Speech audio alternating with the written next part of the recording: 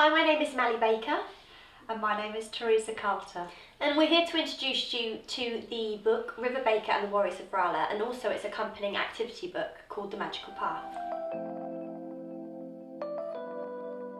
The book is about two 11-year-old twin sisters who go on a magical journey once they open a secret world called the World of Rala.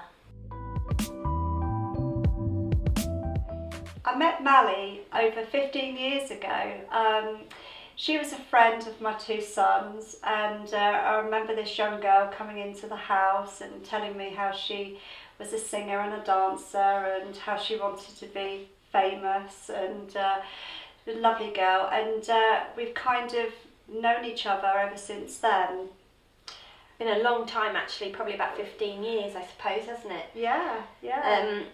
And then I was experiencing a little bit of a block on my theatre and singing career, and I ran into Theresa at Starbucks one day. We love Starbucks. I hadn't realised that Theresa was a hypnotherapist, and I took the opportunity and had some sessions with her.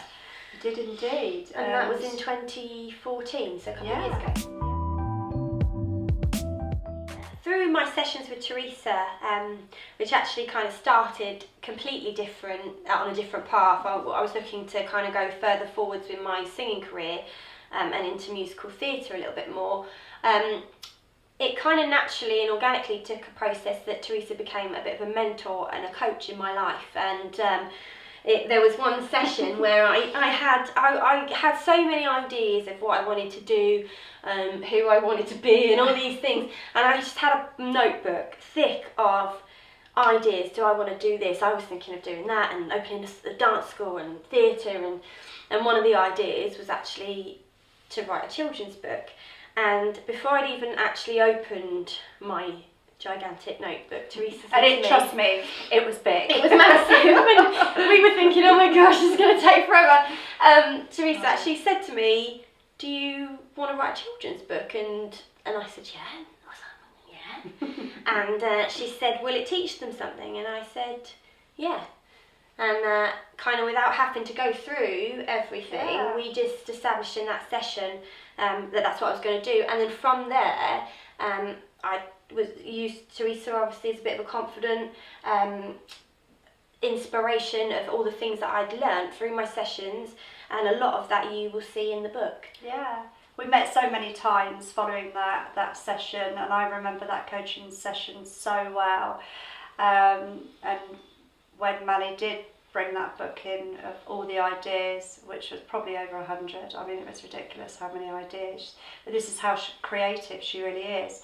And you know, when we drilled it down, I just felt that, I just knew that she was going to be a writer, that she had that creative talent. And you know, I remember that day so well, you feeling so good that you walked out of the session just knowing what she wanted to do, what she wanted to be.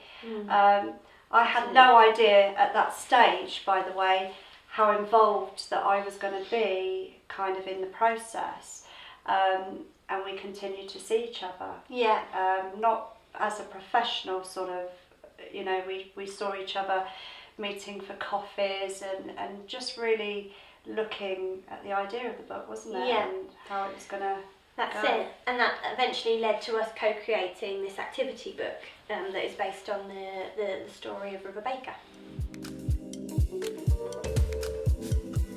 Well, it was actually my personal journey from start to finish, really. There'd been some experiences in my life that I really wanted to be able to share with other people and put into a creative way that would capture the imagination of children. So not only do they have a story to read, but they can actually learn some of the life lessons that I learned. And I went through those at 30, and you coached me, or in my 30s, not actually 30, in my 30s, and I thought what an amazing opportunity to be able to teach younger children that, especially as myself and Theresa, we both work with children who do struggle with self-esteem, and I wanted to make sure the message, the overall moral of the story, is to trust and believe in oneself, and that was probably my biggest message that I got from my sessions with you. And I wanted, as much as I'd gone away and affirmed that to myself, I wanted to be able to share that with younger children. And I'm actually inclined to say that really the book is not just for children. There's been a lot of adults that have read this book and picked up on that message and just had that feeling of, okay, I can do what I want to do. And that's the whole point of the book. Well, I guess as Fanny said, we met on various occasions, and I guess really as a coaching side, but also we met to kind of discuss how things would go forward. And I think where I come in, particularly with the activity book, is all the challenges that River and Kit had to overcome during their time in Rala. I guess Mally's experience with me and teaching her all of those techniques and how she could overcome her blocks in her life come out in the book. So therefore it made sense to actually create a activity book using the characters, River and Kit, to kind of demonstrate and teach the reader, the child, how to overcome those challenges, and even get parents involved. I mean, on one of the activities, they actually go and get mum and dad, a brother and sister, and get them involved, teaching them the breathing technique. Yeah. So my involvement is that with regards to what Mally has created and what I've created, it made sense to kind of bring it together, because they both complement each other in such a way. And the idea is for us, we want to get the message out there to the parents, to the children, that you can achieve anything when you really put your mind to it, when you've got the tools to work with.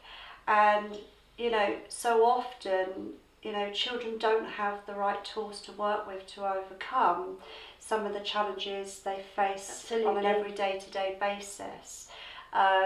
So the idea of what we've kind of coordinated together is to achieve an overall, I guess, toolbook in a way, a toolkit. I remember going away and having this bag of tools that I could apply to anything, and that is the whole idea, is that we can share those tools through creative characters, but also in an educational sense.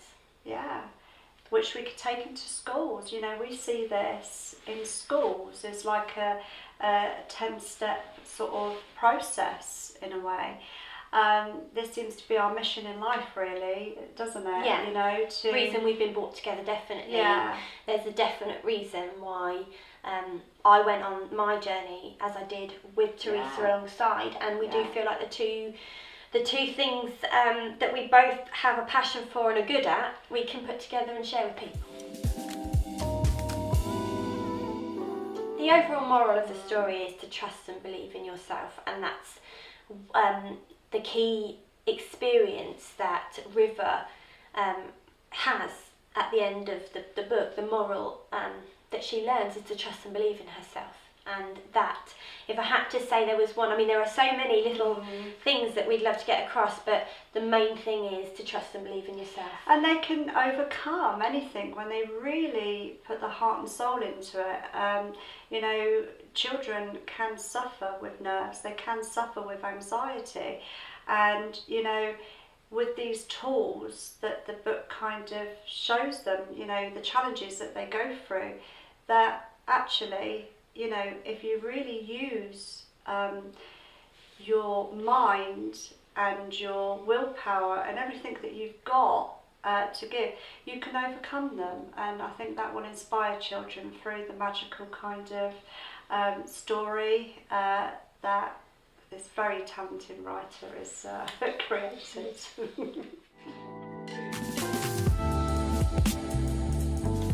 We never set out necessarily to kind of create something completely different. That wasn't actually the intention. The intention was just I had a story to write, and these skills that I'd learned, I wanted to make sure that they were in the story.